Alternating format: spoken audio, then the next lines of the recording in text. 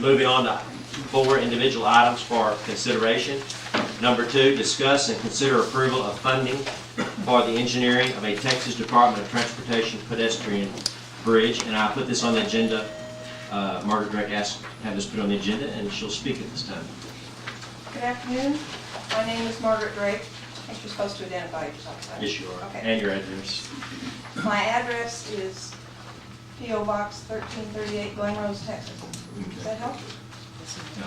Or physical address, Physical address, yes, outside of the city. 2434 County Road 301. Okay, thank you, ma'am. When the Riverwalk Phase 1 was formed, I mentioned a plan in the presentation I made, which included several phases of the Riverwalk. The first being the walkway following the south side of the Paluxy River. The second phase was a pedestrian bridge spanning the Paluxy and forming a walking loop into downtown Glen Rose.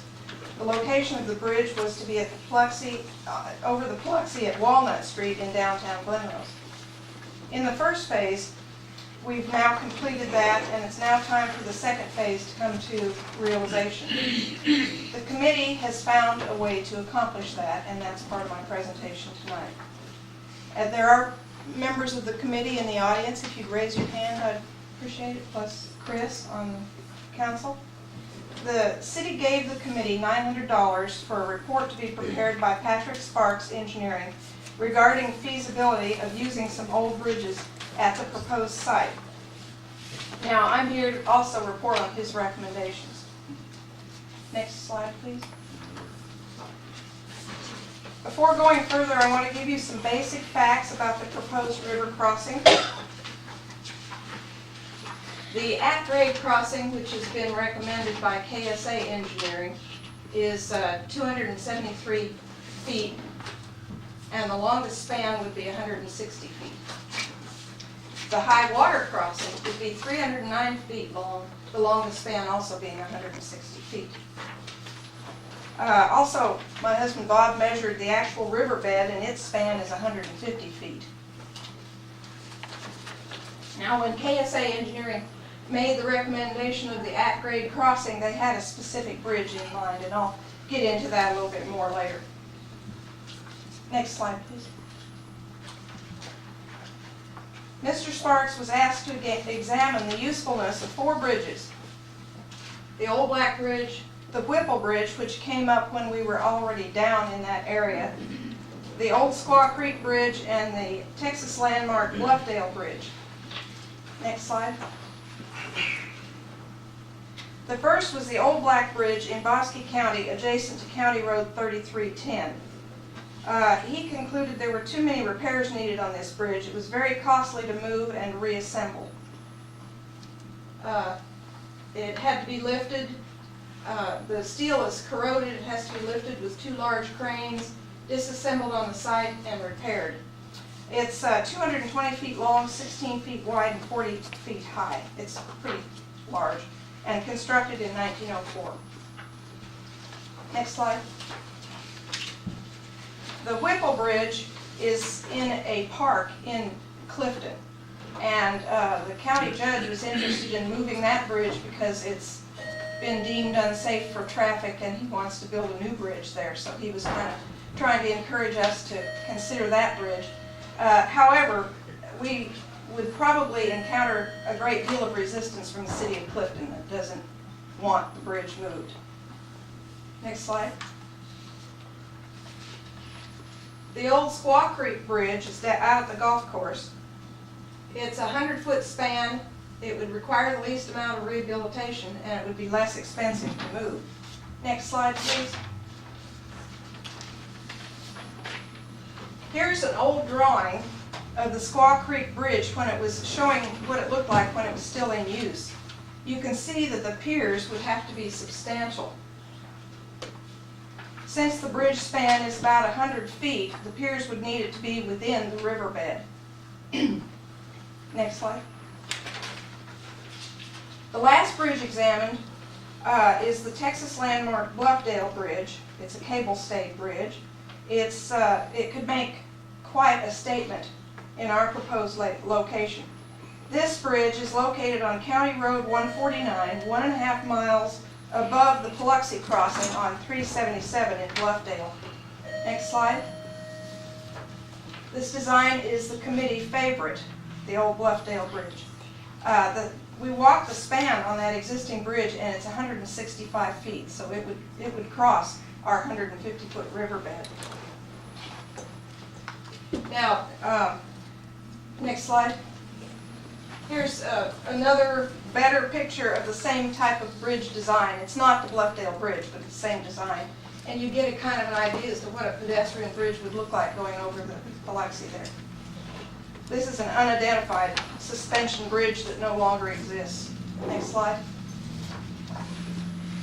So Mr. Sparks concluded that these two were the most feasible and economical. The old Squaw Creek Bridge, or a design such as the Texas landmark Bluffdale Bridge. Next slide. The cost of either of these two bridges would be right around or a little less than $1 million.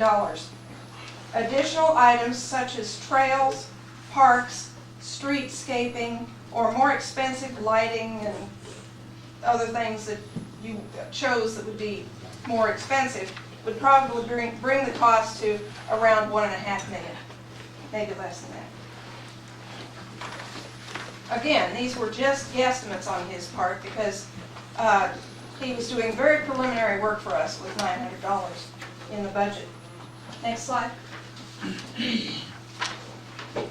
Okay, I know that the question is going to come up about prefabricated bridges. So what about the bridges that are not old? What about prefab bridges? I'm providing information here from the KSA engineering report of 2011 that was initiated by the 4B committee. And also the 4B committee also contacted Excel Bridge Company that makes prefabricated bridges as early as 2010. Next slide. In their report, KSA Engineering concluded that an at-grade crossing would be recommended. Their estimate was for an 8-foot wide bridge. Today's standards, according to Mr. Sparks, are a 10-foot wide bridge to allow wheelchairs and bicycles to pass pedestrians. So the prices that you see here for KSA's suggested estimate of a bridge cost for it is $520,190 for an 8-foot wide bridge. The high water crossing raises the cost of the bridge as well, but again, that's an 8-foot wide bridge, and we're looking at a 10-foot wide bridge nowadays. Next slide. This is an example of the prefab bridge, the photograph provided by KSA Engineering. Next slide. The 4B committee contacted another prefab bridge company in 2010, Excel Bridge. This design can only span 60 feet at a time. So each span would be 60 feet, and they'd have to just connect them. It would also have to have piers in the riverbed with 5 spans. So you can imagine 2 to 6 piers in the riverbed to accommodate each of the spans. Each span costs $43,000, so 5 would cost $215,000 plus an additional 50% for other things that go along with the actual bridge itself. Brings the price up to $322,500. Now, I honestly don't know what they're leaving out of this or how accurate this estimate is. All of this was done by phone, and the folks are very reluctant to give us much information until they start seeing some dollars rolling.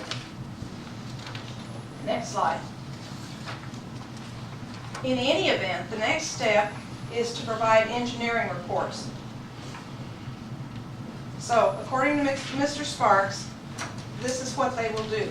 For $18,000, the city will get a simple drawing of each bridge option, a detailed cost estimate for each option, and choices for construction materials. They would look at the old Squaw Creek Bridge, the Bluffdale design for a new bridge, and a prefabricated bridge. Next slide.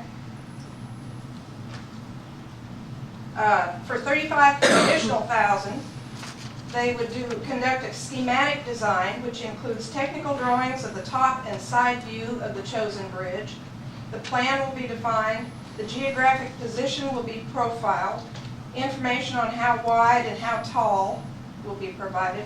Identify all items that go into the projects without specific detail, how the concrete should be mixed, for instance. Now, I might add that between the $18,000 preliminary design and the $35,000 schematic design, the city would need to make a decision on which bridge they wanted to go with. So, and then construction documents would be provided for another $40,000, and that's pretty well self-explanatory what construction documents are. At that point, we would have enough information to apply for a grant. And we have found that TxDOT is combining, next slide please, combining the Safe Route to Schools with their walking trails program. And in the spring of 2015, these grants will become available. They're looking for entities asking for $1 million or more for creating pedestrian trails or what have you. They will provide 70 to 80% of the total cost. And they will require 20 to 30% thus of matching funds. Next slide. If we have all of the previous engineering reports that I referred to, we would be considered shovel-ready, and we would have all the information we needed to apply for these grants, for this grant. We need the, up to and including the construction documents to put us in a favorable position, quite favorable to receive this grant. Next slide. What do we need from the City Council? We need $93,000 to pay for the first 3 engineering reports to get us to a point where we're able, with enough information, to apply for the grant. And we also need you to be aware that when applying for the grant, the city must commit to providing matching funds of up to 30% of $1 million to $2 million, somewhere around $300,000 to $500,000 in matching funds. Next slide. Now, the naysayers are calling this project the bridge to nowhere. I suggest that this bridge is the bridge to everywhere, because it opens up all possibilities. Bringing people to downtown Glen Rose, providing an attraction, providing a means to safely cross the river, and a gathering spot for festivities. Additionally, it completes one more segment of the Riverwalk system. It will make dramatic changes to the downtown area, and it will be a lasting legacy for generations of Somervell County residents for the next 50 years or more. And I wish to thank Frank Shantz for his logo that he prepared for us. That's it. Thank you.